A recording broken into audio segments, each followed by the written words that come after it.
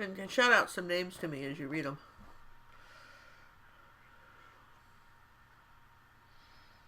Okay. All right, I think we're starting, right? I think we're live. It says we're live.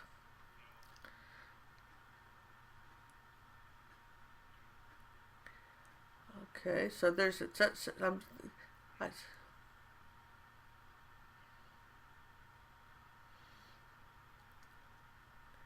interesting. So it says we're all right. I'm live. All right. So good afternoon, everybody. This is Ginger Cook in Houston, Texas. It is a cloudy day here. Little chilly. John Little is in Michigan, and he is your moderator, and he's also the executive director of gingercooklive.gallery and the computer guru, and he's the one that makes sure that these broadcasts happen, which is very cool. And so if you have questions, how this works, if you're new to this, is that John will read me the question. I have a little earphone in, and then there's like a minute delay between the time you ask the question and then he tells me, and then I get back to you. But we will answer questions. If it's about art, it's, go ahead and ask it, even if it's not about what I'm talking about. If you've got a question on your mind about art and you want it answered, ask me, and I'll do my best to answer it. And if I don't know, I'll tell you. How's that?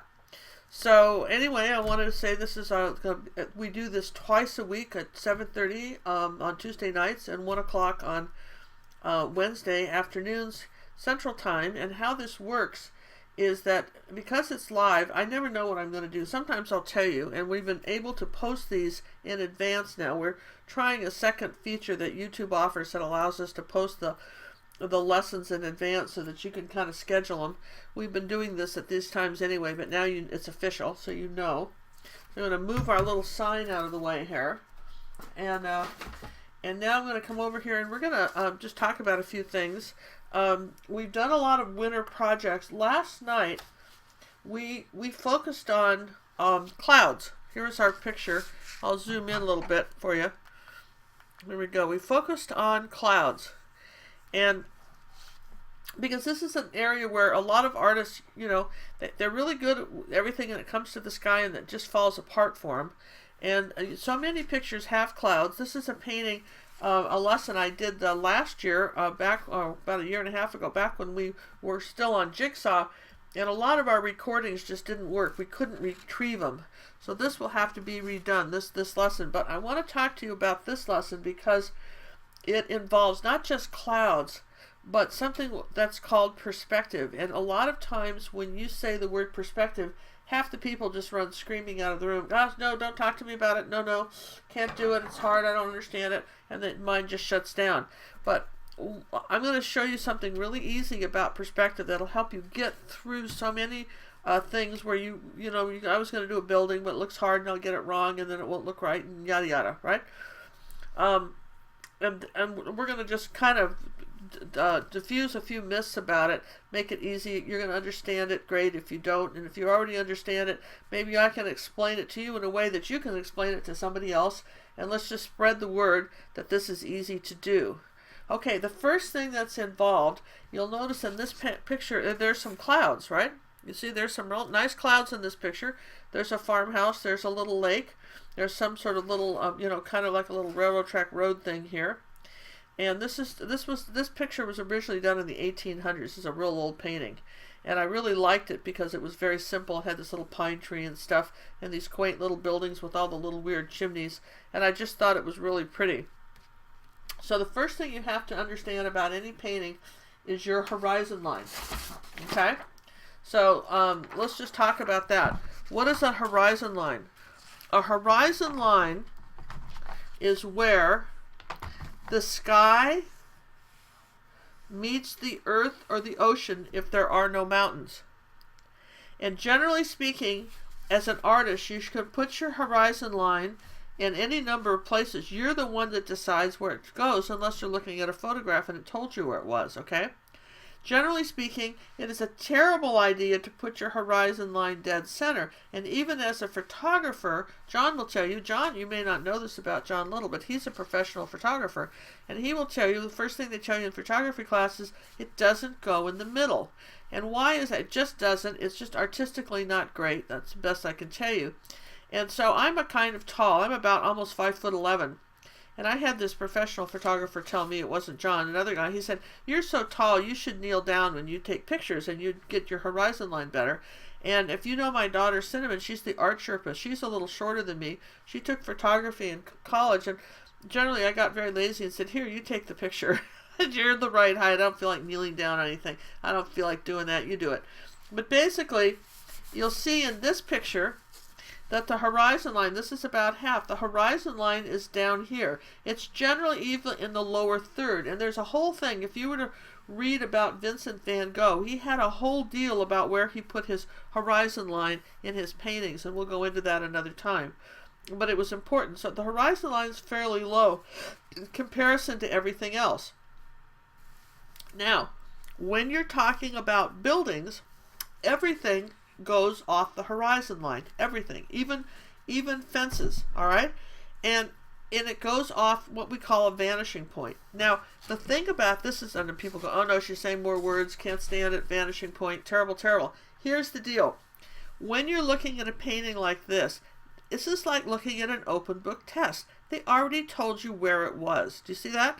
So you don't have to know. You already see where the horizon line is. It's right here, okay? All right, there's the horizon line. And so if you took a straight edge like this, a ruler, and you came here like this, and you just adjusted it on a fulcrum like this, everything goes to this. You figure out where the horizon line is based on the picture. Now in this case, our horizon line, no, this is where it gets confusing, is off this picture a bit. Okay, this is where it kind of befuddles people. But don't worry about it. It's off the picture a bit. So all you have to do is take a ruler like this and find a straight line, and then start put your finger in one place and just start spinning it. And you can see my horizon line, my vanishing point is here. So everything, all the lines go. I don't have to know anything about it at all. I'll just have to be able to just rotate my ruler off this point. Do you see that? Like a circle. So once you figure that out, this makes it just super easy to do. Okay? So then, all right, so if you're saying that this is I'm going to just make this a little bigger here now so that you can see that. All right, here's the horizon line. We'll just erase some of this chalk here. So if this is my vanishing point, and I've got a road, it's coming here. If I've got some sort of a building and the roof line, it's all going to come, all the angles, everything is going to be, everything is angling in the whole picture this way. Okay, does that make sense? So if you've got a fence and it's this big here, okay, now remember, it's this big here, so how big is it down here? It's this big here, it's this big here. Whether it's a person, doesn't matter if you're talking about a person. Hi person, here's a little person. Here's the person. This person's this big down here if he's this big up here, okay? And it doesn't matter if you're talking about a house or everything. So all you have to do when you're doing some sort of building, any kind of building, is find out where the vanishing point is. And again, it's like an open book test. You just kind of look at it, take a ruler, figure out where it is, whether it's a photograph or whether it's a painting. And I love it because they already you don't have to make it up. They told you where it was. All right, was that a good explanation? I want to say hi to some people while we're kind of catching up with everybody. Let's say Kim, and I think we have Steven, and we have Cece, and I think it's let's see, I've got some people I can read some. Yeah, Penny and Blanche, and let's see who we got. Kim Sim, yeah, and then Sue Clark. Hey, I want to say hi to Sue Clark. Listen, you guys, can I show you? I'm going to brag on Sue. Sue takes my lessons at gingercooklive.gallery, and she sent me a Christmas card that she hand painted. Look at this. Check this out. Is this not gorgeous? Ooh, you know, look at that. There's my Christmas card that she painted. How cool is that? With a little, you know, note inside that she included. Isn't that lovely? And, you know, here's the back, and she signed it 2015. Here's the card. And I wanted to show you, this was the lesson that I posted. If you're new to me, you've never heard of Ginger Cook, you know, live.gallery, there's a regular website where I offer magic art lessons, step by step. And here was, I just want you to see how great she cut. There was the original lesson. And look how perfectly she got this painting. In fact, I kind of like the fact your bird's a little fatter than mine. I think you kind of even made him better than mine. I think that's great. When you guys can do something and you actually improve on what I did, then I've done my job, you know, for sure. I really love your bird. He's got great personality. So thank you so much, Sue, for this beautiful card. I treasure it. Really appreciate it very much. And don't you love this whole thing? So anyway, thank you for the card. That was cool. So if you know, and the nice thing about it is that when you're doing your artwork, you can send it in to me, and I will to gingercooklive.gallery, and I will make critiques on it and send it back if any were needed, or just tell you, gosh, that looks really super. I love your stuff. And then I go to Ginger Cook Live, all one word, on Pinterest, and I add it to our Pinterest board so that all your friends can see how great you are too. So this is kind of cool. So while we're chatting about these things, let's put some paint out today. Let's put out some phthalo blue, white, ultramarine blue, burnt umber, burnt sienna, cad red medium, and maybe yellow oxide. We'll see. And we'll just paint a little of this. We're not going to do the whole painting, but we'll just start a little of this so I can show you what I'm talking about. Okay, so here's the ultramarine blue. And we'll put out a little phthalo blue. And I want to say hi to Renee. I know she was here. Renee hurt her wrist earlier this year, but she tells me that she's back and going, which is cool, and I'm really glad for that. And that she has recovered from this. Here's my white. I always put white out in a log. This is my little pile. I'm going to show you that this is my little pile of chalk, and I have extra caps here. I just dropped my white cap on the floor, but you think I'm worried about it? No, because I just grabbed an extra one. Whenever I throw the paint tubes away, I keep a bunch of caps. So I'm not chasing them all over if I lose any, which is a good thing. Burnt umber. We're using professional acrylics for those of you who don't know what those are. Professional acrylics, as opposed to student grade, like for instance, if you go to like a painting party, you get those, you know, they give you paint on a paper plate or something, and it's student grade acrylics, and they're very fluidy. And professional grade acrylics, you can tell if you're using a professional grade acrylic if the white and the red cost different prices. Red costs more than white, okay? You pay for each color, and how you know that is that it has a series. Watercolor artists have known this for years. I'm telling you that this is a series 1, and it's burnt umber. It's a brown. White is a 1. That means it's cheaper.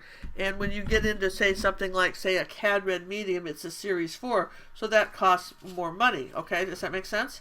So that's what you want to be doing. If it's expensive to paint, we do small pictures for this very reason. I can teach you how to paint for a lot less money if you're willing to do an 8x10 or a 6x8. You can get the idea. Then when you're all enthused about the painting, then turn around and make it bigger. But you can practice on small stuff, and that will, because there's no savings in by the time you paint things over and over again, because you can't get the colors right and you're not getting the coverage, there's no savings in getting cheap paint, I promise you. It's well worth it.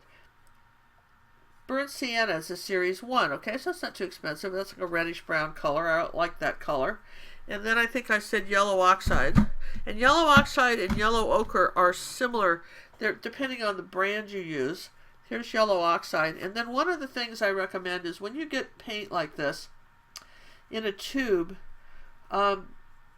see how you got paint here? There's nothing here. So when this tube is upside down, sitting on the table, you have no clue what it is. But if you take a little of the color and rub it on the back, when it's sitting upside down on your table, you're not fumbling around trying to find your paint. Just a little trick you should do.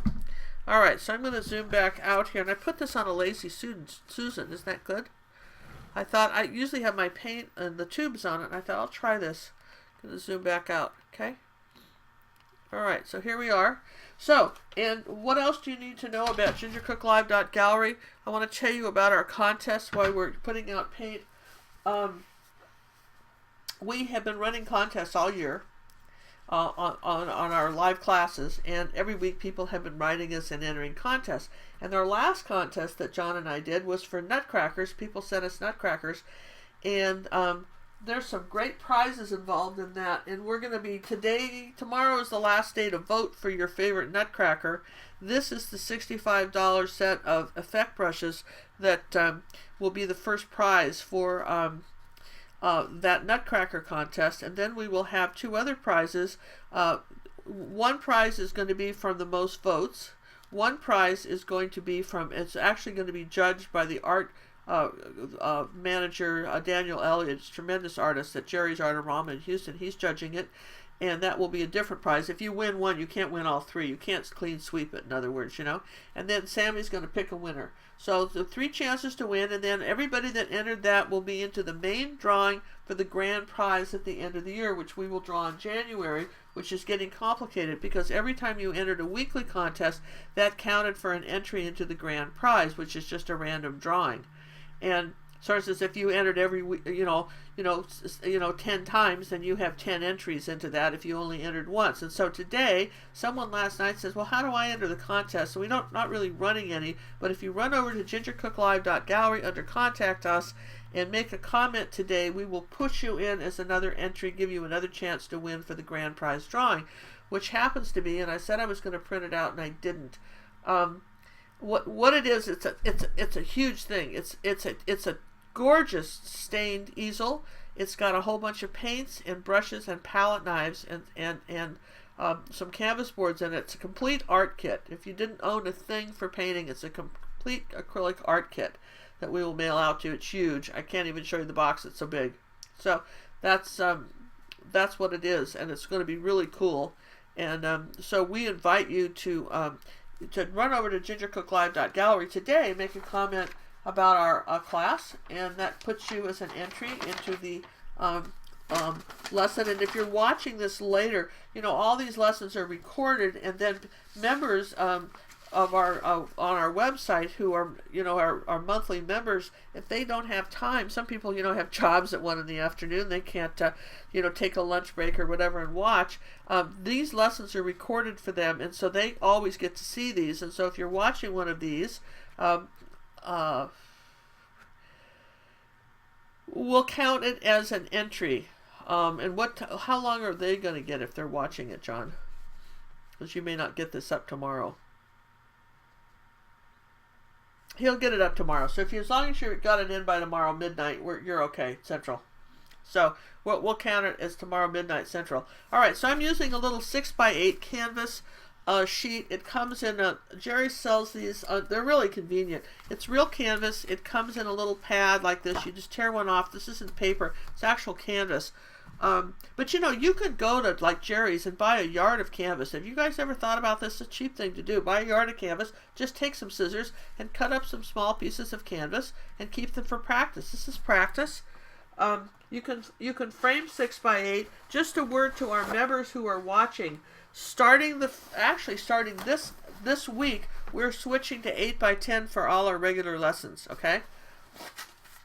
So let me show you what tomorrow's lesson is going to be. This is the release for tomorrow. Did you guys love this? This boat? Is this fun? This is our release. I know some of you are sick of snow. This is our release for tomorrow, this boat and flowers. And I think that's really cool. And that's what we'll be doing. And this is on a little 8x10 canvas panel. And people say, well, how do you like the canvas panels? And not so much. Not so much. I really don't. Look, it's already warped. No, I don't really like them. But, again, it's practice. And, if I was going to do this bigger, then I would do it on a piece of stretch canvas. Okay? And then coming up later in the week, or later in January, we're going to be doing the still life with the garlic and this, clay pot. Now, I want you to see, this is a stretch canvas. And let me just tell you something about stretch canvas. If we ever get to painting, that would be good. But I'm telling you what, these live lessons, I can't tell you enough tricks. Okay, I don't want to give away my age here, but you know, I'm Cinnamon's mom, so that ought to be some clue. But in the old days, do you ever hear that from people my age? In the olden days, you used to be able to buy wood that wasn't warped. In fact, we used to go to the hardware store. I remember lumberyard, we'd take a piece of wood like this and we would look down it. And if it had any kind of curve, we'd kind of hold it up at an angle like this. We'd look down. If it was curved, we'd give it back to them. Now you're just lucky to find a piece of wood. So sadly, though, when you're buying a stretched canvas, it's stretched on wood. Do you see that? This is wood. And they had to get the wood from somewhere. So what happens is that sometimes this wood will warp. So one of the things you've got to do when you go to the art store and you're buying canvas, boy, you guys, this is important, is to take a tape measure with you. And if it says this is 8 by 10, for goodness sakes, take it out and measure. Now look, is this 8 by 10? Well, kind of. It's not exactly 8 by 10. You see, here's 10 here, this big line here. Maybe if I turn it over this way, it'll make more sense. This is 8 by 10, and 10 is off by about 1/8 of an inch, okay? And then let's look at it this way. Is it 8 inches this way? No, it's 1/8 of an inch this way. Well, why would this make a difference? Because on a 30 by 40 or some of these bigger canvases, they can be off by 1/4 of an inch. And why do you care? Because then when you go to frame them in a ready-made frame, they won't fit. And I've gone through, just like you can go to the, maybe guys don't know this, but women know this for sure. When you go to buy, say, a pair of jeans in the store, and you buy, say, a size, okay? And then you think, oh, these are great, I'll buy 3 or 4 pair. You just don't go snatch 3 or 4 pair off the rack and then ring them up. Guys do that, but you shouldn't, because they won't all fit, because they're not all the same size. Doesn't matter what the number says, they're all slightly different. And so what you want to do too is you want to measure side to side, from corner to corner, okay? These should be identical. These numbers should be identical. If they're not, that means the canvas isn't square. And you may have to go pull out another, because look, if it's wrong, they don't, and you've already painted on it. Even if you got your money back, how many hours did you spend on the picture? So it's not helpful for them to refund your money if you go complain. Make sure you buy it right the first time. And the last thing you have to do is hold your canvas straight up like this on something flat, and make sure you can't see any air underneath it. Make sure that this is straight. You can't see any air underneath it when you hold it on a flat surface. So those are the things you need to check. You need to check and say it's actually the size it says it is. You need to measure the diagonals to make sure that they're the same. And you need to make sure it's 8 by 10. Now in this case, even though it's off a bit, an 8 by 10, this will still fit in a frame. But if it was less, I think. But you know, if you're not sure, check it. Because maybe it wouldn't fit in some frames. It's 1/8 of an inch off. If it was 1/4 off, it might not fit in 8 by 10. 8 by 10 is the standard frame. 16 by 20 is standard. 30 by 40 is the standard frame. Ready-made frames are cheaper than if you have to custom frame something. So there you go. Now you know everything there was to know about buying canvas. And then you're talking about other things. But at least you know you're not going to buy something that's warped. All right, so we're starting off with this picture. I'm on a 6 by 8 canvas. I'm going to go up about 2.5 inches here, and I'm going to draw a horizon line like this. I'm just going to come up here like this and draw a horizon line, like so. And just use a ruler and just make a line across here with a piece of chalk. That's easy.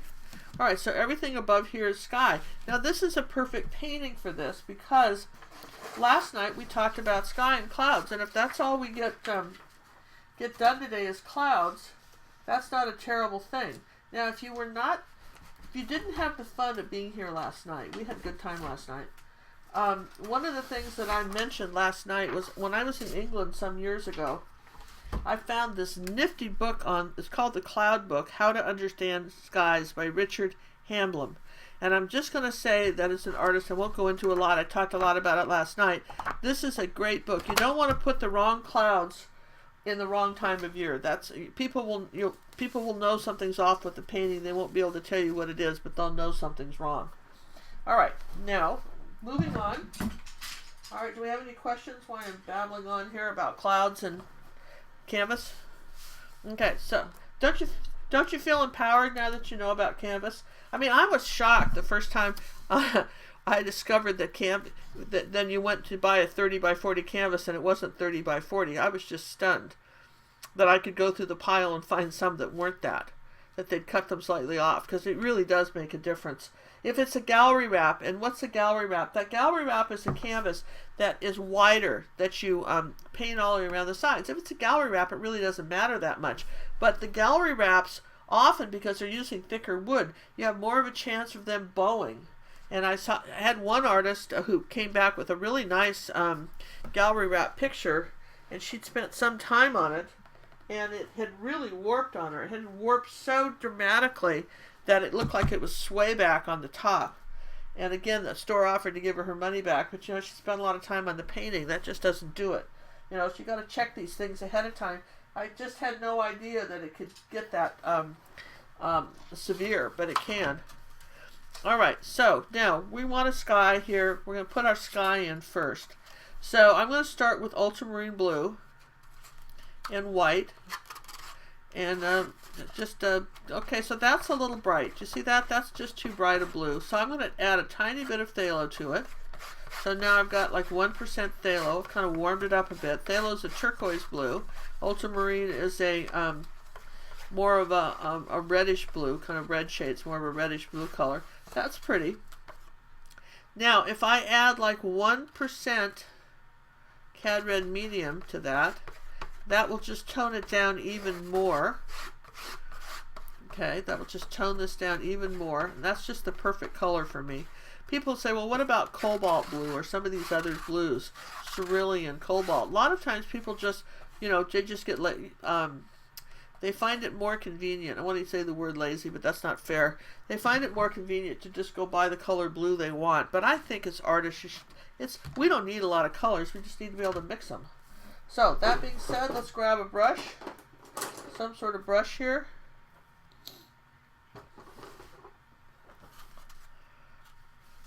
Okay, we have some questions while I'm painting my first coat. I'm going to tell you I'm using a 3/4 inch Simply Simmons angle brush. I have not wet the brush. Maybe I will. If you wet the brush, then take a rag and wipe it off, okay?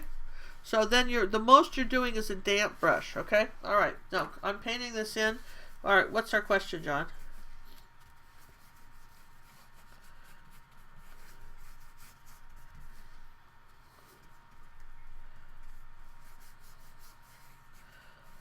Okay, Victoria says she got a large roll of ungessoed canvas for Christmas. Somebody loves you. Well, it's just... it's like giving somebody an unfinished dollhouse and to see you're going to have fun putting this together. It's just fun, right? So we love you. Yeah, okay, so here you go. Not to trash your Christmas present, but boy, nobody gives me any. Please don't, no ungessoed rolls of canvas for me, please. Just none of that. Yes, I do have a video on YouTube on how to stretch a canvas, and you have to stretch it first, okay? And then you would gesso it after. Now, how you gesso, and I can tell you this very quickly, okay? How you gesso a canvas is that you, can I say something? And gosh, I don't want to get sued. Okay, let me tell you the gesso you should use. I'm not going to tell you the ones I wouldn't touch with the 10-foot pole, because that seems kind of mean. Even if I say it's in my 10-foot, say it in my personal opinion. There are some gessos that are so bad that it's just shocking. But Liquitex makes a very decent gesso. So Liquitex and Golden are my two favorite gessos. How's that? Buy from one of those guys. That's a safe thing to say, because I really have opinions about gesso when I found out that they were practically water and didn't cover anything. Anyway, yeah, gesso is supposed to be ground marble dust and polymer medium and stuff, and who knows what's in it? Could be anything. It's white. Sometimes I think people just put white paint. I don't know what they've done. But anyway, they make a really good gesso. And what you do is, you see how I painted the sky all in the same direction? Just the way I'm painting the sky, you would put it on some gesso. You could probably do it on with a roller if you wanted, or big large brush, big large house painting brush, depending on how big you were going to do it. And then you let it dry. And then you go across this way when it's dry, and you sand between coats. And that's all there is to it. And you could do 2 coats, 3 coats. It's fine. It's easy to gesso. It's cheap. It's a mess, but it's easy to do it. And you stretch the canvas first. And remember that your canvas is fabric. All right? So you're going to want, if you're stretching anything 16 by 20 or larger, you're going to want canvas pliers. In my video, I'm just using my hands. And believe it or not, I'm not saying, this really sounds very chauvinistic, but generally speaking, men do have stronger hands than women. You know, they have a stronger grip. And sometimes a guy might not need canvas pliers, but you will want them. And then just follow my video on how to stretch a canvas. And allow, if you're doing a gallery wrap, allow 3 inches overlap. And if you're doing regular, if you're doing a thinner one like this, if you're doing a thin stretcher bars, then you could probably do an inch, allow for 1.5 inch overlap, okay? And then you'll want a nice stapler, and then you just go to it, okay? And that.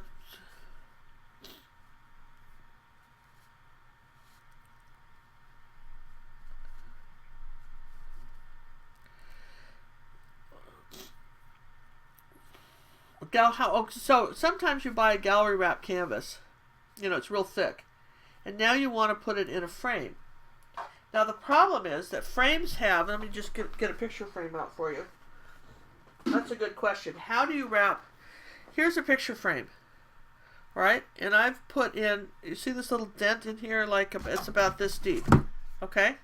Which is, without my thing in it, it's about, well, I don't know, a half inch deep in here, all right? But usually a gallery wrap canvas is going to stick out that far.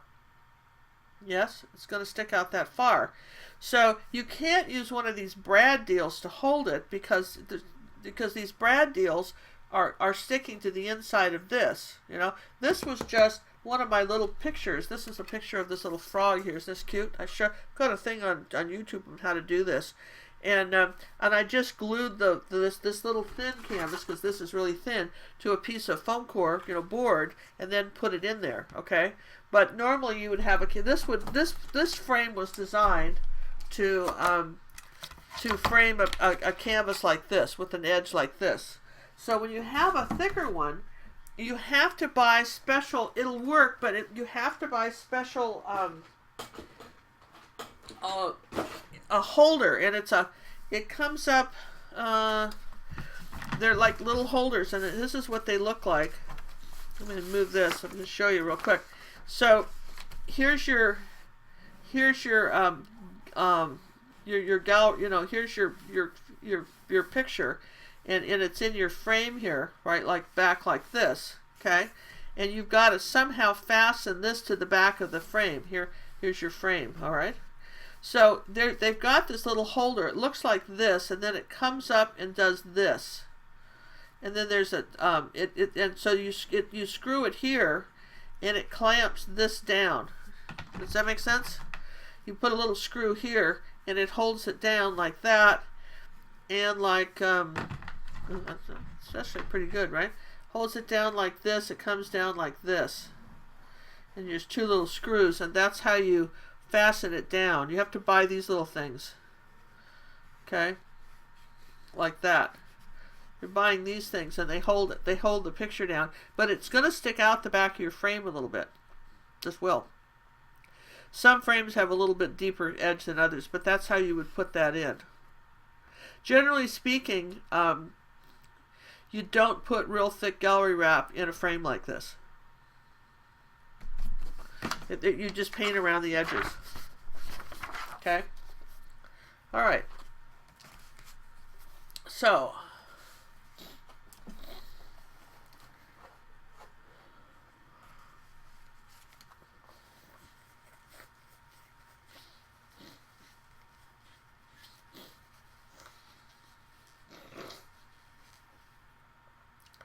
well, okay, so this is a good question. Can't I just take a piece of board, like a piece of cardboard like this, right? And cut a piece of canvas, glue it down, and then gesso it on top of it? That's kind of how they make this junk. Canvas panels, yeah, sure. That's how they make this stuff. Now, cardboard would warp. Yes, you could. Yes, you absolutely could. Keep in mind it shrinks. So you'd have to experiment to allow for the shrinkage. I might be tempted to make it, just cut it, then finish it off with a knife. Cut it, maybe make it a little bit bigger. Because if it shrinks, that'll be a mess. Yes, but you could do that. You could use some spray-on glue, or just even, Palmar medium and varnish would probably make a pretty good glue. And glue it down to the back. I probably would cut the canvas first, put it on a piece of glass and gesso it, and then glue it. I'd want to allow for the shrinkage before I did it, probably. But yes, you could do that. Absolutely. But it's so cheap. It's not worth the price of the gesso. I'm telling you, you save no money doing this. If you saved any money, we'd all be doing it. Because we go, well, it's terrible, but we're saving money, and I want to be thrifty, and it's green, and it's the planet thing, or any number of reasons why it'd be a good idea. But it isn't a good idea because you save no money. Just absolutely. What is the advantage of buying a canvas in a roll? Well, canvas comes in different thread counts. So if you go to like Jerry's, you'll see rolls of cardboard tubes, rolls and rolls of canvas, and you can feel the difference in how thick they are. Some canvas is so thick it's a challenge to stretch. It's so thick. And there's linen, which is expensive, and then but they sell all kinds of pre-gessoed canvas, so there's no advantage to buying. The only advantage to stretching your own canvas is that you can buy canvas stretcher bars. Can I take a minute, John? I'm going to go show a stretcher bar, okay? Real quick. I'll be right back. Yeah, we got to dry. I'm going to go get you a stretcher bar, you guys.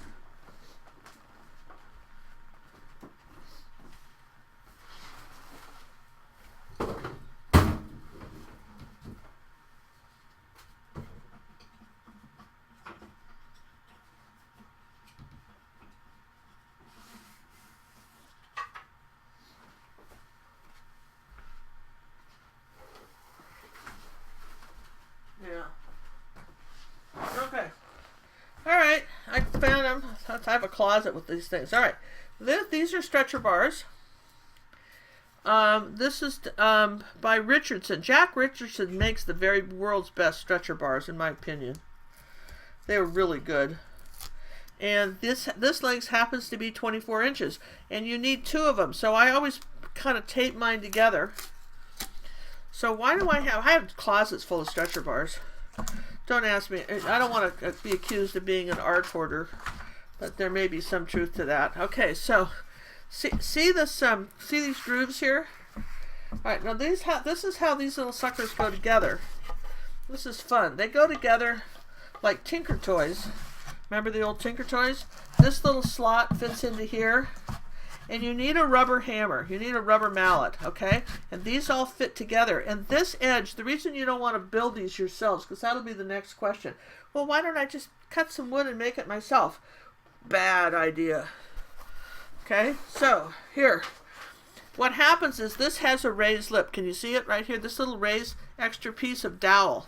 So that when you stretch your canvas over this, it goes tight like this, and your canvas doesn't sit down and cause a seam here when you're painting, a line here, because it doesn't touch on this.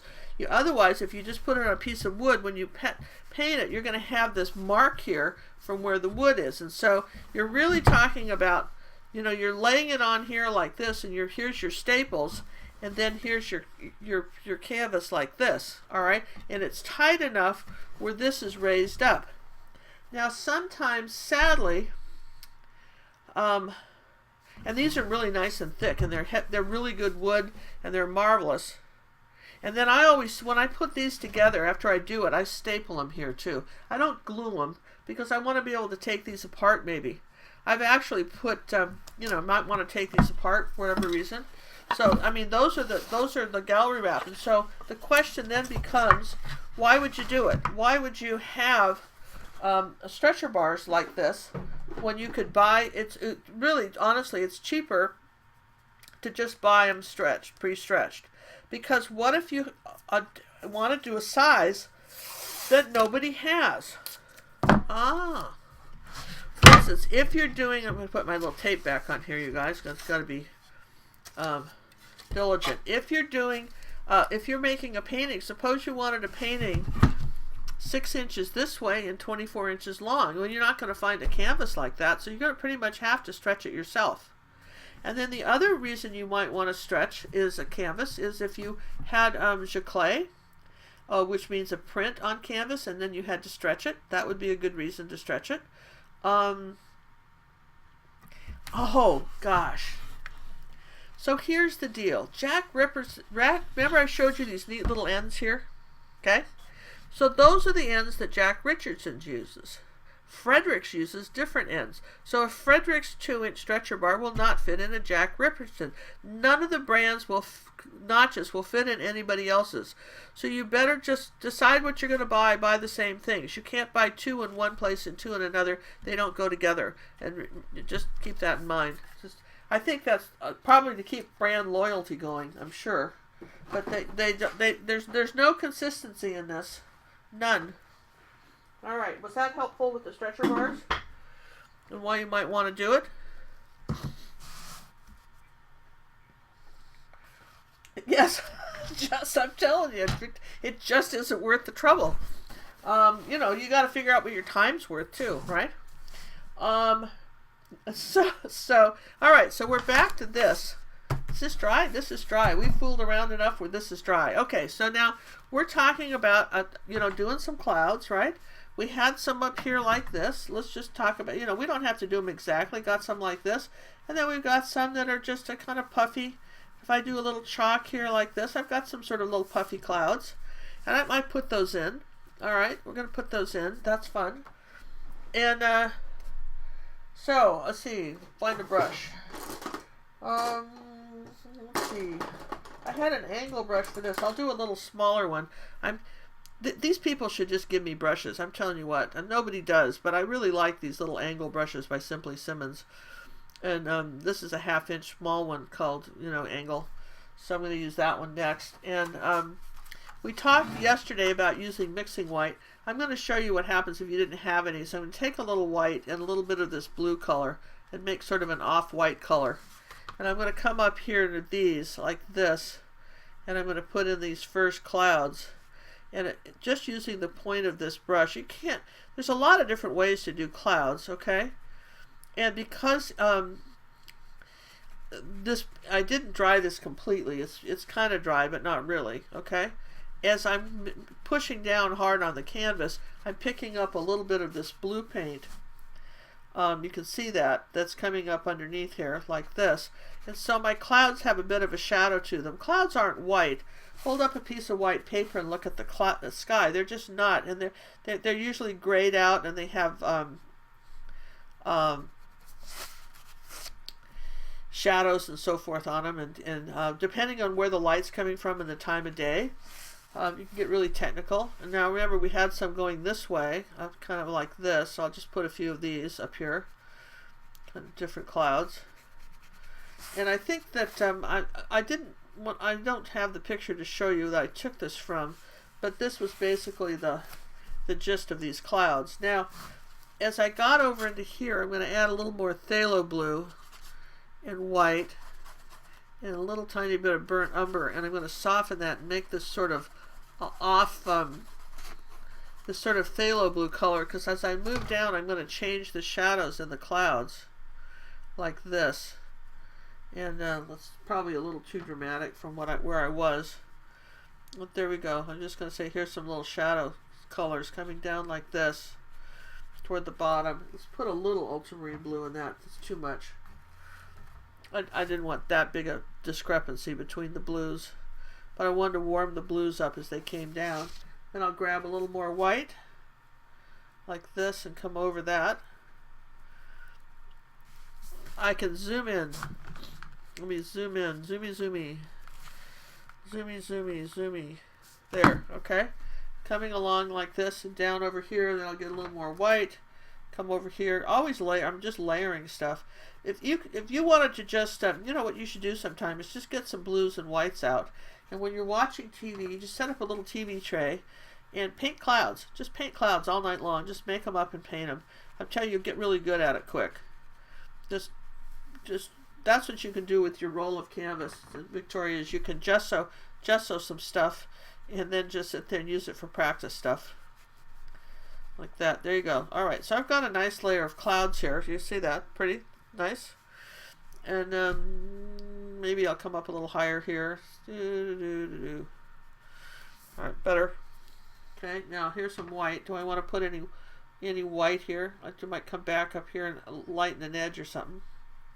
Then I can pull, ooh, that's pretty. You can pull it at an angle down like this. Alright, good enough for today.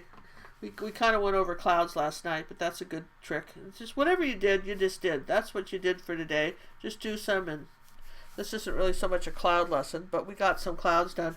And then I want to put take some ultramarine blue now, and burnt umber and white, and make sort of a gray blue, dark gray blue.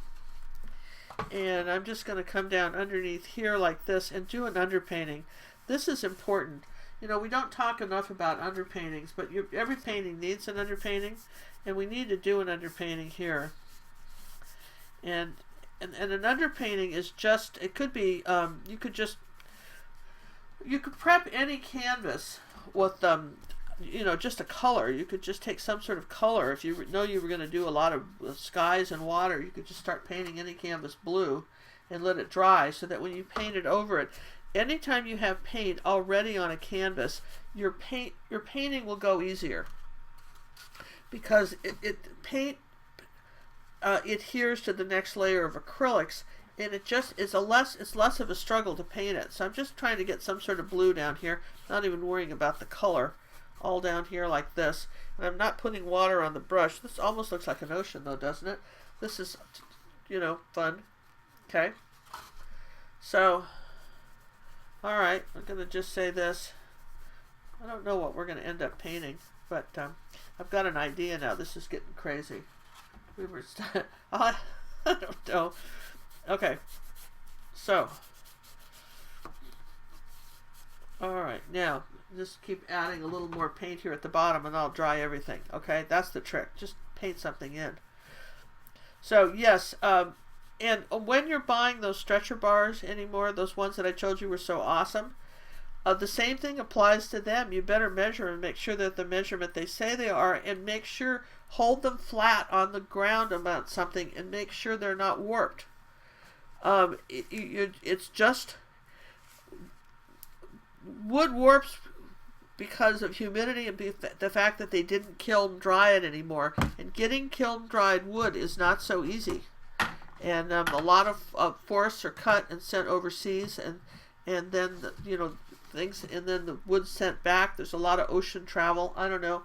I couldn't tell you. Probably somebody else that really was a woodworker could tell you why it's not. It doesn't always as effective. Here, I'm going to put a little of this blue and shade some of these clouds down here toward the bottom. Oh, that's fun. I said I wasn't going to work on clouds though. Alright, I'll stop. But I need a little in here. Okay. A little shadow in here on these clouds back down here. See? Just put a little. Alright, now we're going to dry that. Brush strokes in water. It's a problem. I promise you, it's a problem. And certain companies have a better regulations than others. That's all I'll tell you. Certain brands, watch that stuff more than others.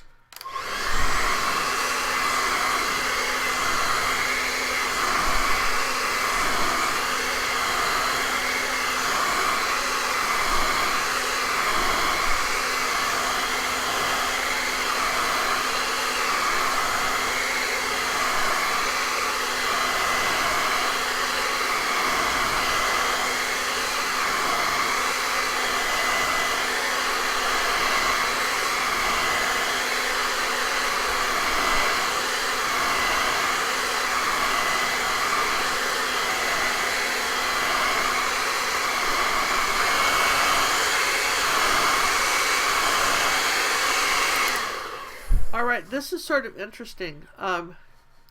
This is a cold button, and for those of you who are new to me and don't know it, make sure your hairdryer has one, and after you dry it with hot heat, then hit it with a blast of cold air, and if it's still tacky after that, it's not dry. Your first clue it's not dry is it's shiny, but then after it goes flat, it may still be tacky, but it may be tacky because you used high heat. So if you hit it with the cold, that sort of sets it. Somebody asked me the other day, they wanted to paint on some, I don't know, some clothes, and they said what was the secret to that, and I have all kinds of painted t-shirts that I use with my acrylic paints, and the secret is that you got to heat set that paint. If you're going to paint on a t-shirt, I don't know why you're getting all these weird tips today, but if you're going to paint on a t-shirt, make sure you've washed the shirt and got the sizing off. And then Hobby Lobby sells a neat t-shirt cardboard cutout that goes right inside a t-shirt, so that then you can kind of wrap the t-shirt and stretch the fabric a little bit around that piece of cardboard. I think it's like $1. And then you can go ahead and use your regular acrylics. You don't have to use fabric acrylics. The regular acrylics that we're painting this stuff with paints fine. And then hit it with a hairdryer, and then if you can, after it's dried, then put it in the dryer, and then wash it, and it'll be fine. It won't come out. Heat set it. That really sets it. All right. John thinks you should put it in the dryer wrong side out. After a while, though, I don't. You know, but you could, yes. Yes. All right, so here you see I've got my clouds. I've got this. Now, this is an open book. This could be an ocean with a dock. But all right, so we're saying that here's our horizon line, and I'm going to say that my vanishing point is over here somewhere, okay? I've actually come out from the picture, and I've said this is my vanishing point out here. All right, so everything is going to go to this vanishing point out here. So that once I've decided that, all right, I know I've got a little lake here like this. Okay, this is my little lake. And I've got some sort of road, and it starts here in this corner. I'll put it in brown. And it ends up here. It ends here. So it's still going to this vanishing point. I don't even have to have it where it ends here. It ends here. It's going to start right about here. And it's going to go, well, it should be straight. It's going to go here. And see, if I line up my vanishing point, this is where it's got to go. If I kept the line going, it would go to this vanishing point. See, like that? It has to go to this vanishing point, right? So it's going to end here, and then I've got some sort of trees or stuff here. But it actually, the angle here ends up at this dot, okay? And then I've got a bank of snow that's coming along like this, and again it ends up over here, so it gets real thin here. Does that make sense? And then back along here I've got a house. Now here's the deal, your lines of your house are straight up and down, all right? So if I'm saying that here's my house right here, the sides of it are straight up and down, all right? The sides of it are straight up and down, but the roof line, okay, I've got to line up my horizon line now to this. The roof line, this is my horizon line right here, and I'm lining it up to my vanishing point. The roof line is over here. Okay, so there's my roof line. It's got a slight, it's a slightly higher on this side, so it's going to come up like this, just slightly. It's going to angle slightly like this. Now, all right, so then I know that I'm going back this way with my A of the house. Here's my A, like this, and then coming straight down. And now, okay, lining up this, where does my roof line go? I'll put the ruler up like this so you can see it from the vanishing point here, from the top of the A. So wherever I said the top of this A was, right? All right, it's coming to here, so that tells me where the roof line has to go on this house. Does that make sense? That gives me the height of this line because it's going back here to the vanishing point, right? Make sense?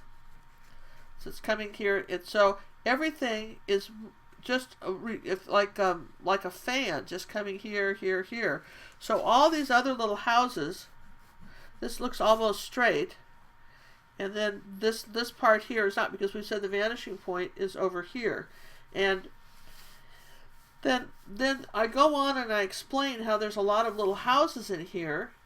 There's another little bit of snowbank here that's going this way. So basically everything is going off to here. Everything is coming from here to here to here. And all these other little houses are doing the same thing too. All these other little houses are doing the same thing. All right. And I'm lining these all up here like this. I'm putting in some little houses. And we'll go ahead and I will do a complete lesson on this at some time. We're not going to try to do this whole painting today. This is quite an involved lesson. But if I can show you this much about how you would line something like this up, that's helpful, I think. How you would draw this in, because this is what getting these angles right are what kind of do people in. All right. So that's kind of what I wanted to share with you today. So then, just to be kind of simple, do something simple with it. Like I say, we don't have to do every single thing. This wouldn't matter if we were doing a dock. What if we said, just for the fun of it, okay, this is fun. What if we said, this is what I love about chalk. You with me? Okay, she's going, what on earth is she doing? All right. Let's just say that let's just say, right, that this was a dock. Right, that we came out here. This was some sort of little fisherman's hut and a dock. It wouldn't matter what we were drawing. All right, if we were saying this was a pier out here, right, into the ocean, it really wouldn't matter. If you said your vanishing point was off here, this is still how you'd make it. Does that make sense? So you could have a lot of stuff going on here.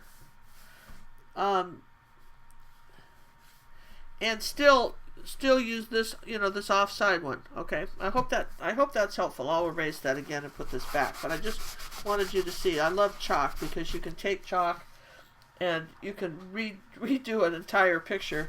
And if you've dried it, you just wipe it off, start again. Okay, so there we go. So that's how you draw that in, and then you'd take, as long as we put the paint out, you'd take maybe some burnt umber. And just for me, I would just take burnt umber and just paint in, here's the front part of this house. And then I'll take a little burnt sienna and say this is the back side.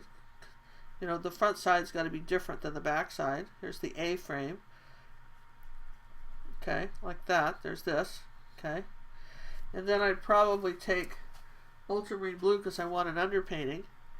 And I'm going to say there's the roof. Now why is that? The roof's going to be white, but I have to have something on there for now. So just take a little ultramarine blue and say there's my roof. Even though it's got snow on it, this is my first layer of color.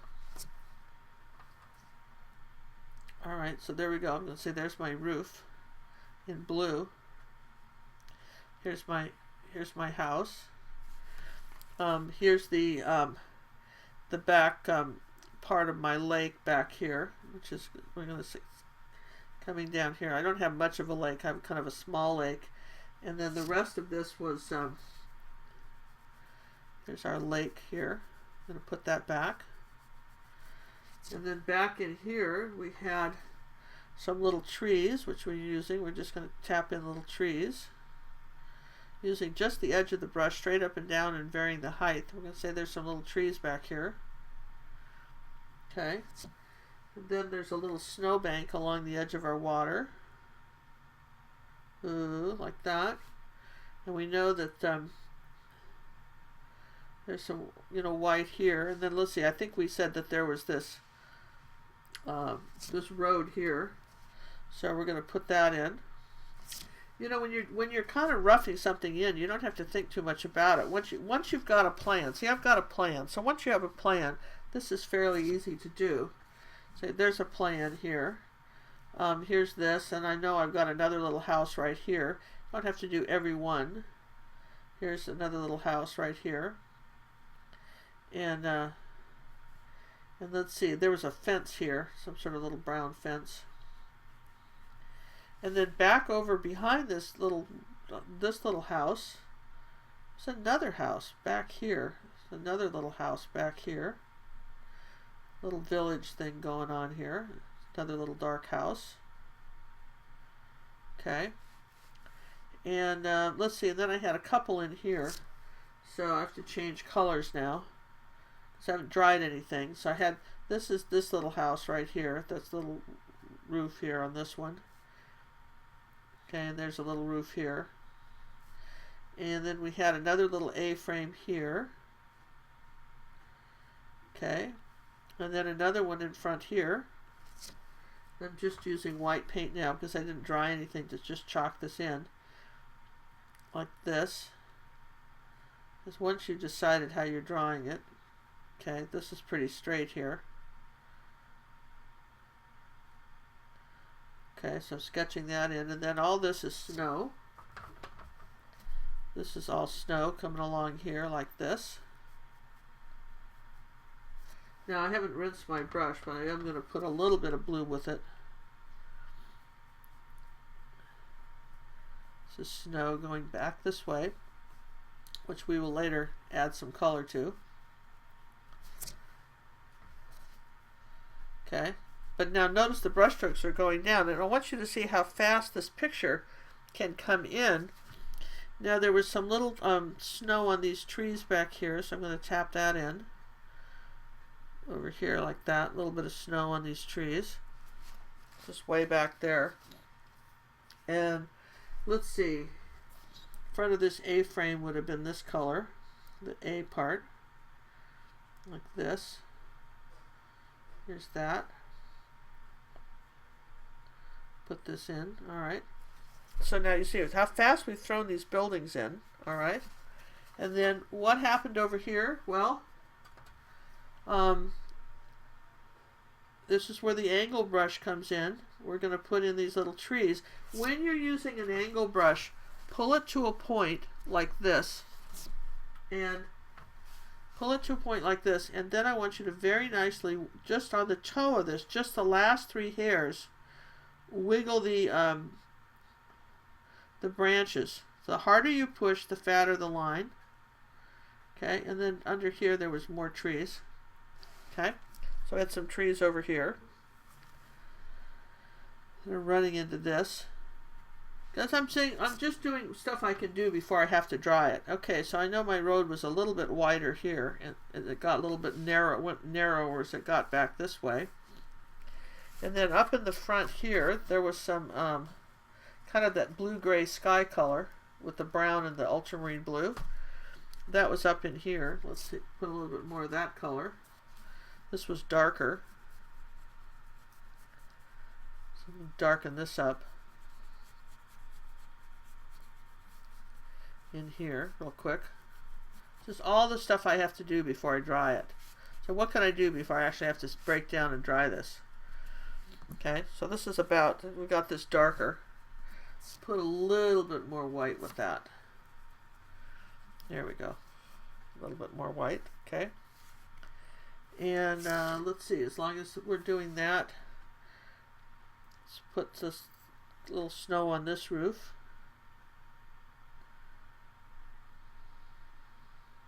Remember, it's got to go on both sides. Keep the angles, all right. So far so good. Okay, and it's still wet, but I'm still putting the snow. Okay, the same here. Got to put the snow back on this roof. Angle brushes are perfect for this kind of painting because they allow you so much freedom. You can see this is what we call a very loose painting.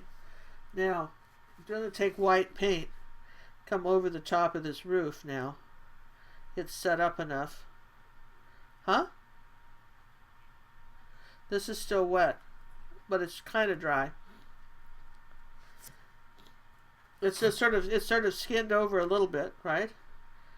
So it's skinned over just a little bit, and then here's this. But I wanted this dark line underneath it, so that gives me that. And I want some shadows underneath where the chimney is. So if I keep going over it, I'll bring up the blue, make a little shadow, right, like that. See, I wanted these shadows here. And then I can add some white later. And then let's see. See, again, keep pinching the brush. These little angle brushes are so perfect for stuff like this, right? Coming on up here like this, and then down on this side with the snow. Touch it up again. Okay, so I mean, that's fairly... Well, actually, we might get this painting done. You know what, John? We might actually get this painting done. It's not going to be that tricky to do this. Okay, you get the idea of this. And then what happened in here? Well, you take your white on the angle brush, and we're going to say that this was a little fence here, like this, and it had like a little kind of it's not really a building. I think it was a little fence. It came like that. And then using it at an angle like this, I'm just going to come up in here and suggest snow on these tree branches. Very quickly, I'm not even being that careful how I do it. Okay, on those little tree branches there. And I think this was a chalk mark here. I've got to go clear to the end of my roof here with the chalk. Ooh, there's some white. Now I've got some white here, a little bit heavier white on this part of it, right? So we kind of fix that up. And let's see, I can't put this is too wet to put the chimney, but what could I do here? I could take a little bit of yellow oxide, wipe it off, dry brush over the front of this building like this, lighten this up a little bit. That's too much, so let's take a little burnt sienna and go over the top of that. I want to just change this a little bit. So here's the front of this building, like this. And then we'll take a little bit of burnt umber and make it a little darker on the bottom. And when you get paint on your brush, just wipe it off if you get too much. Most people, what messes them up is you get too much paint on your brush. Okay, so we're going to say that there's that like that. And that's a little lighter here. And then that allows us to come in here and put some little windows that are darker. Let's take a little bit of burnt umber and ultramarine blue. That's a nice dark color. Doop, doop, doop, just with the corner here, like that. Put a few little windows. Maybe put a little window here. And I'm going to lighten up the front of this one. A little bit of yellow oxide and white and burnt sienna, kind of a mixture of those two. And I'm going to lighten up the front of this building. And maybe this one. And a little bit under there, a little bit here. Okay? This one, how about this one? Should we lighten up this one too? Yeah, let's lighten up this one. Alright, see what that does? I mean, see how you can just change something so quickly? And pinch the brush, come back in the corner of this, put in two little windows like this. Just use the corner of this little angle brush. There's your little windows really quick. I guess we could have a door here. Now, alright. Now, I'm still good. That's probably dry enough to do the chimneys. And these were like little straight up and down deals like this, but there was a few of them. And they came over the roof like this, like almost like the letter H, but the roof was the middle part. And here's another one here. And there was something at the end, and then there was a little top one right here. Alright, so there's our chimneys. You know, you want to make something look old, and I think there was a chimney right here. Add a bunch of chimneys, because, you know, back in the, you know, Europe and places like that, this is, I think there was a little fence right here next to this that got a little smaller. Okay, a little bit of burnt sienna on that. A little burnt sienna fence right here. Okay. Alright, so far so good? Yeah. Not shabby. Not shabby. And did I have this chimney right here maybe? Like that, okay. And there, this was a third chimney. There you go, something like that. Anyway, something like that. There was a chimney, okay. And then what happened here? Well, this is dry. So now this is what I love about this is dry. So now I'm going to start adding some snowbanks in front of these houses. I don't have to they don't have to be so perfect now, because I'm going to start curving some snow. Okay, like that. Curving some snow, and then I'll take a little bit of ultramarine blue and white and do a few little shadows in them. Kind of a blue, here's a little shadow here, and a little shadow here. Coming down like that, some little shadows that kind of gray as they go back. And then it's white. Remember we said it was white next to here, next to our little road here, whatever this is. So I'm going to put some white back. And again, it snows, so it's all bumpy. Okay, it's all bumpy, and everything keeps kind of going toward me. I keep pulling it at a curve toward me. Everything's curving like that. You're going, man, she's going fast. I am going fast, but I just thought I'd show you how you paint this. Sort of fun, right? Okay. Now in here, we got some stuff. I'm looking about right in here. Okay, what do we got? We got some stuff there. Well, there's some little path here. There's a little path that's doing this to this tree. I'm not sure why, but there was. And then there's just some snow that's sort of intermixed in here with the blue. Like that. So there's this little path. So I've got a little, when I say snow color, it's sort of an off blue color. It's not white. It's just sort of, you know how snow kind of melts? Well, if you live in Florida, you have no idea what we're talking about, but it does. John lives up in Michigan. He knows it doesn't melt all at the same time. Okay? So, all right, so you've got this going. And then here's, why did the artist, this is important. Let's stop a minute. Why did the artist put this tree here? Here's the problem with the painting like this. If you have all the lines going off and your vanishing points out there, you leave the picture. If you have everything going this way, your eye goes, because here's how you look at a painting. Your eye comes in here and goes this way. But if you don't have a stop like a tree, your eye just leaves the canvas, which is considered poor form for an artist. You have to keep the viewer. The center of interest obviously is this little farmhouse. Now I'm putting a few little more white trees back here, indicating winter. See that? Just put a little white on my brush. Okay, back in the background. Now this is the center of interest. So we've got to have these trees here to bring your eye back to this. Does that make sense? This tree took you this way. This tree stops you. All right. So that's really important. So we're going to keep on with this because I just what happened to my cloud here? I don't like that. I've got something here. I don't like that. So you've got to keep your eye here. Erase that right there. Where's some white? There. Something happened to this cloud here. I don't know what, but we're fixing it. Okay. Then we'll put a little white over it. I think I touched it with something. All right. Little fast cloud repair. Okay.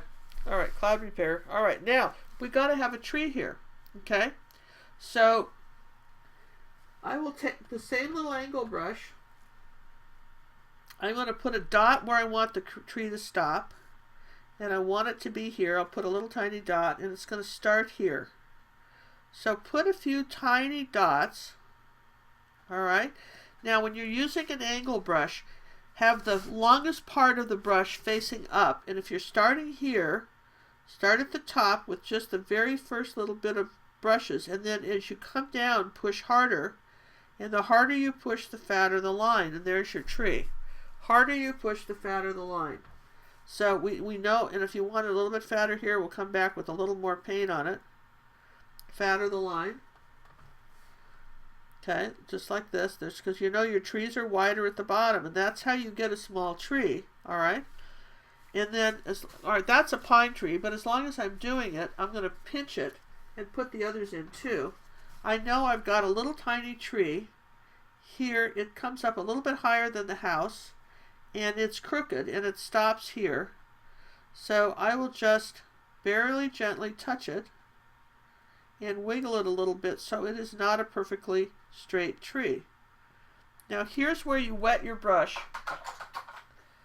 and pinch it. And for those of you who are having trouble painting very tiny lines, and I know some people really do, you can either go from, you can start from the bottom and then lift the brush up like this, and as you left pressure, But you might consider flow paint, because if you use flow paint, I'm just using the last little bristles on this brush, and you want to pinch it like this. If you're using flow paint, it will go easier for you. It will glide better. Okay, so here's our last little bristles of this brush, and there, it's a little crookedy tree right like that. There's that one. You want it a little bit wider at the base here. Now the other option is to use a brush that comes to a point. That's your other option. If you're not using an angle, you can use a brush that comes to a point. And you would pull it to a point and then go back into it. And I would suggest you take a little water and spray your brown paint and get it a little bit more inky. All right? And then roll your brush in it like that. Pull it back to a point, and then consider, make a mark where you know where it's gonna end. All right, make a mark where you know it's gonna end, and then figure out where you're gonna start with this, and then very gently, barely touch it, and then push harder as you come down. That's how you use a little angle, a little brush that, like a little liner brush. They call them liner brushes for a reason, and the least amount of pressure, the harder you push, the fatter the line, all right? So if you want it to Y a little bit, you want your little tree to Y. Now I'm going to just go back and just do a couple of repairs on this one. Now, suppose that you got it, you were really happy with this picture, and then you put these trees in and you think you just messed them up. You're just pretty much convinced you did. You didn't. Because you can take a clean, damp brush like this, pinch it, start out at the edge, this is making sure everything's dry, start at the edge, and you can come next to a line like this and you can erase it. Practice that. Practice erasing lines. You rinse, wipe, swipe, and you come right next to this like this and kind of wiggle it, and you can make a line thinner. You can't believe how thin a line you can get doing this. You can just carve out the paint you don't want. So if for some reason you didn't get the line as thin as you wanted, this does not matter. I'm going to come in here like this, and I'll show you. Start in the dry part, start wiggling it, come right next to this, and then just erase it. Look how thin I got the top of that. Can you see how thin I got that little line? And I just erased it. Oh, great to know, right? Great to know. No, that was worth watching this whole thing for. Just know how to erase. All right, so we did that. We're going to put a pine tree in here. You're still with me, John? You're with me? Go ahead and finish this. We're going to finish this because it just isn't going to take us that long to do it. Now, we need a pine tree. So let's start with yellow oxide and ultramarine blue and make an army green. Okay, like that. Very good. Little ultramarine blue, yellow oxide. We've got this army green going. And if we wanted it a little bit darker, I put a little burnt umber in it if I wanted to darken it up a bit. Got this sort of army grade green. All right, now I'm going to wipe it off the brush. Start up here at the top. Doop, doop, doop, doop, doop, just using the angle brush. Now I'm going to come out here like this.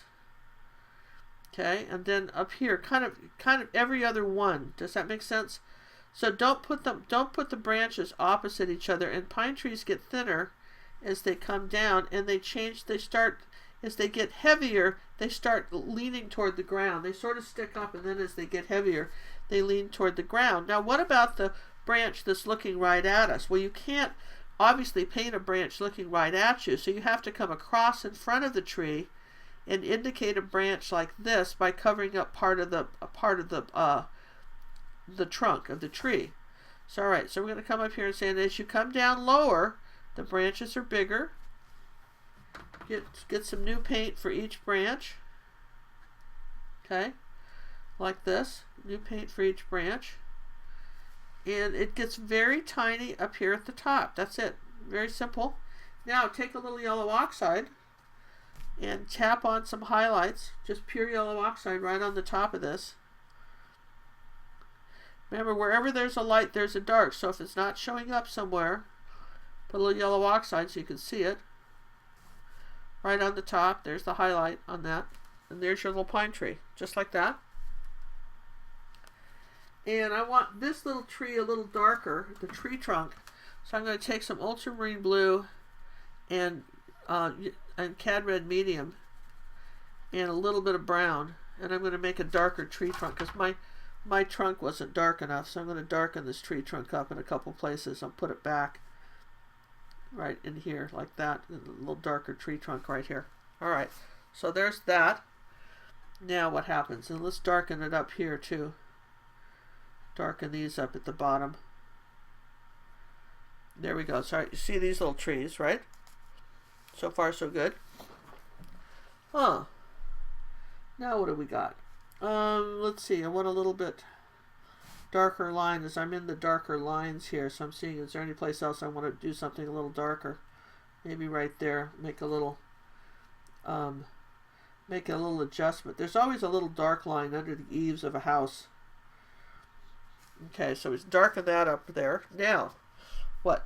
Okay, so let's take a little of this brown color, and there was a little brown where the dirt had, the snow had melted in front of these trees like this, a couple of places, and then there was some yellow oxide, some sort of yellow oxide bushes back here that were growing back behind either side of this tree, which is why you can see it. So I have a little brown on my brush and some yellow oxide, and there's some sort of little bushes. And then I'm right into the yellow oxide here, little tiny tapping, and I'm saying that there's some sort of little brush that's, you know, where the snow melts and it's just kind of a little bit of dirt or something showing through like that. There's a little yellow oxide and brown. Okay, so there's that, maybe even over here. And then maybe I'm going to have a little tiny bit of yellow oxide on this right side of these trunks. Just touch it with the angle brush. I love an angle brush because you could just touch the trunks like that. Kind of lighten those up. And, now it's time to clean brush, dry everything, and let's put the final stuff on.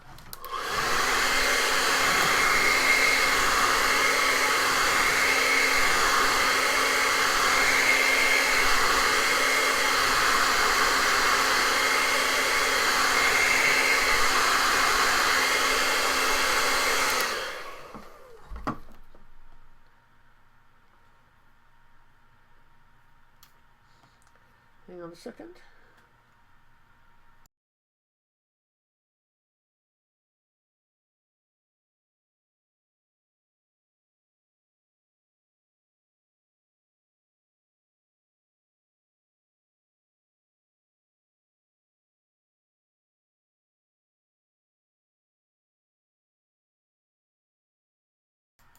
Okay, so you guys are all dried, right?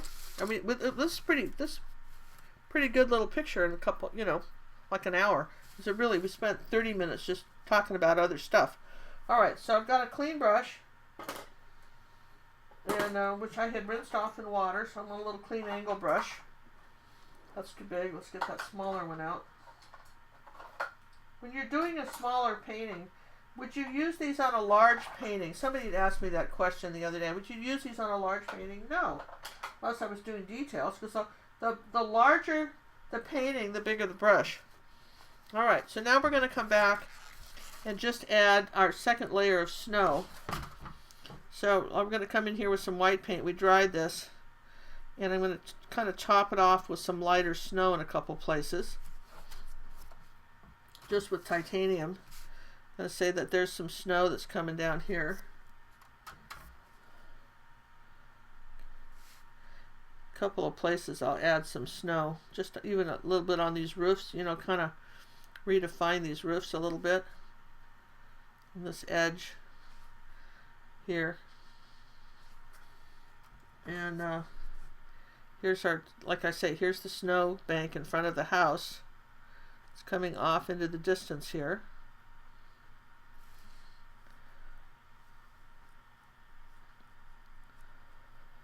There was some little bit of snow, kind of some banks along this road here. There's a little bit of white came down this way. And let's see, I think that's pretty, we're pretty close here. I would say we were pretty close.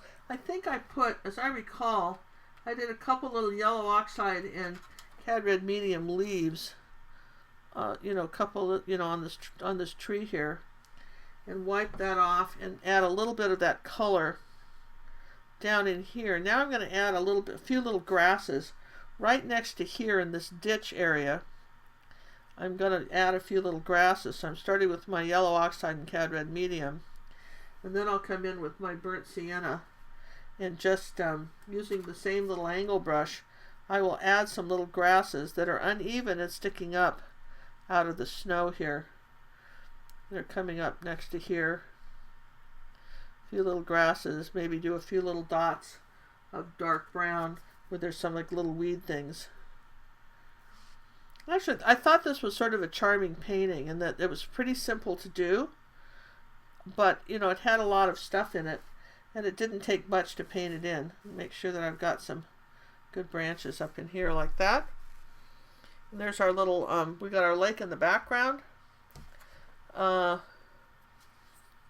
got our pine tree. Let's see, let's put a little snow with a little tiny bit of blue in it. We want just sort of slightly colored snow here in front of this pine tree, and kind of bury it in here like that. At an angle, it's always good. Put a little snow down here like this in the corner. Here's our little path to that little tree. Here's some little piles of snow here and there. There's a little snow on top of this too, that little fence. And right here on this edge, I'm not real happy with that. Let's I think I saw a little edge to this chimney here, so I think that's why. And I'm going to do a little darker shadow on these chimneys. Right under the chimneys here where there's snow on the roof, I'm going to do a little darker blue shadow. Ultramarine blue shadow next to these. Little shadow on the roofs here. And oh yeah, there was a little white snow on top of that chimney. That was sort of fun. Apparently they didn't have that one turned on. If your chimney's going, there wouldn't be any snow on top of it because it would melt it right off. Okay, here's the... Alright, I think that's it, you guys. I think that we're going to say that that's a picture. What do you think? Clouds, a lake, a tree, pine tree? I almost would like some snow. He didn't have any, but I'm not against having a little snow on this pine tree either. Might have been some. I don't know. Why wouldn't there have been? I'm doing it. I'm changing it, man. Just a little bit. Just a couple places. I think he didn't because it would have gotten confusing with the clouds. But down in here, it's a little confusing to me, so it had to have something. But anyway, there you go. There's our pine tree.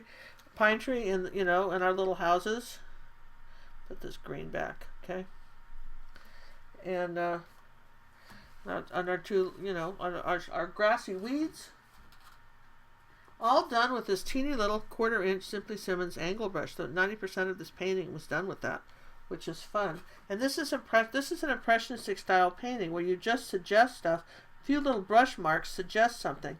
This isn't what you would call super realism. This is definitely impressionistic painting, where you've just got a little bit of, you know, you've got a little bit of color here and there, and you suggest what's happening with your picture. Okay? And just like that.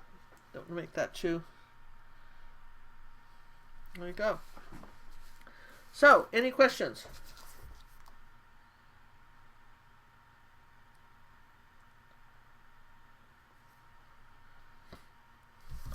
All right.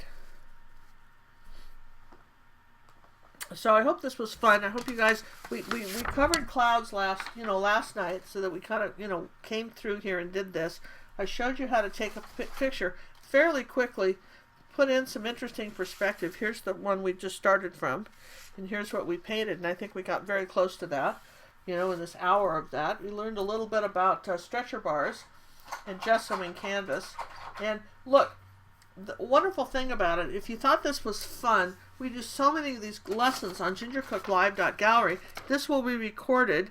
I know that I went a little fast, but if you want to see this again, just try us for a month. We've got $24.95 a month. We have over 200 hours of video lessons, all inclusive. There's just so many different kinds of lessons. I want to thank everybody for the paintings that you're sending me. If you remember, we did these snow globes. This was something we offered to our members, snow globes, this year. We did snow globes, which were really fun. And if you guys like these, somebody, let me zoom out a little bit here. Where's my zooming thing? Somebody, just, these are for sale on our website. If you want to just do a snow globe, you can buy these for $5, $4.95, and get the whole lesson and download it and have it complete, either one. So if you're interested in doing snow globes, and if you want to join be part of the contest, where for our year-end contest, where we're giving away a full set of paints, brushes, easels, palette knives, canvases, and everything, all in a one big kit, courtesy of Jerry's Artorama in Houston, Texas. That was our grand prize. We want to thank Jerry's here in Houston for doing that. Daniel Elliott. You can still enter today. Just go to gingercooklive.gallery, go to the comment section, give us a comment about today's lesson, and that will give you another entry into the contest. If you've been entering our contest all along, some of you have 10 or 12 entries, and some may only have one, but remember, it's random chance. And Sammy will be drawing it, and he will figure out a very fun, easy, it's totally random. We don't know who's going to win that. The Nutcracker contest is not random. I hope you go to our website while you're there, signing up for to do the contest. Head over to the Nutcracker page, click on that, and go vote for your favorite Nutcrackers. These artists put a lot of time in making the Nutcrackers, and they would love your vote. Somebody's going to win, and those are the ones that, don't forget, to campaign with your friends. Call up your friends and say, get over to gingercooklive.gallery and vote for my Nutcracker. There's nothing wrong with campaigning for your picture. And then we will have a judged event where the judge will pick out the Nutcracker he likes, which is Daniel Elliott at Jerry's. He's going to do that, and he will be doing that Friday.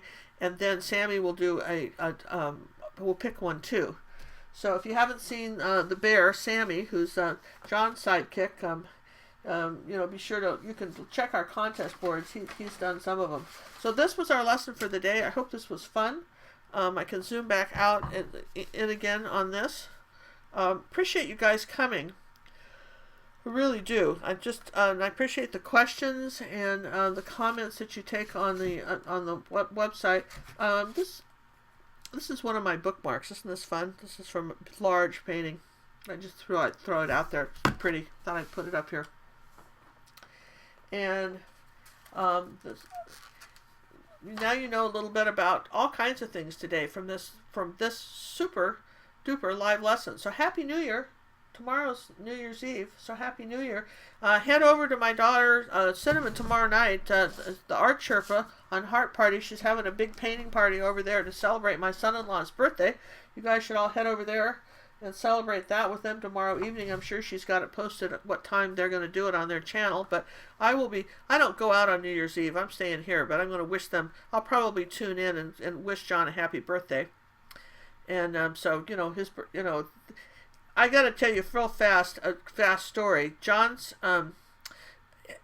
has never appreciated a birthday on New Year's Eve. He's always felt like it's been a bust, and to the point where he practically creates bad birthdays because he expects them.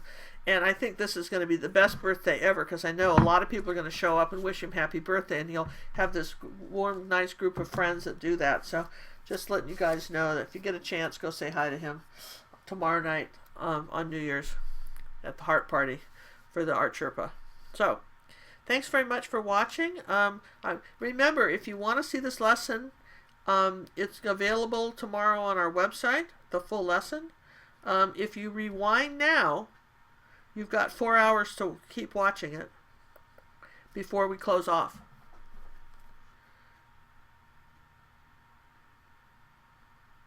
So Happy New Year. So how we doing, John? You want to stop it?